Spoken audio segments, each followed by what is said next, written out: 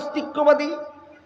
এই বর্তমান সরকারের নিয়োজিত নারী বিষয়ক কমিশন, এ যত মহিলা নিয়োগ দেওয়া হয়েছে এগুলি সবগুলি নাস্তিক, সবগুলি আল্লাহর বিধানের বিরুদ্ধে শয়তানি যুক্তি প্রদর্শন করে। কেন?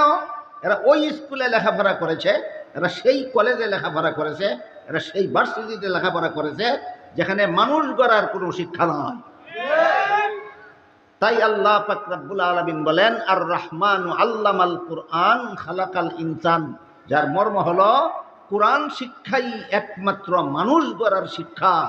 কোরআন শিক্ষা ছাড়া দুনিয়াতে যত শিক্ষা আছে, তসলিমা নাসরিন যে শিক্ষা গ্রহণ করেছে, ডক্টর আহমদ শরীফ যে শিক্ষা গ্রহণ করেছে, নারী কমিশনের মহিলারা যে শিক্ষা গ্রহণ করেছে, এইগুলি মানুষ গড়ার শিক্ষা নয়। বাংলাদেশের সমস্ত মুসলমান একসাথে যখন গর্জে উঠল, তসলিমা পালিয়ে গেল সুইডেন চলে যাওয়ার পর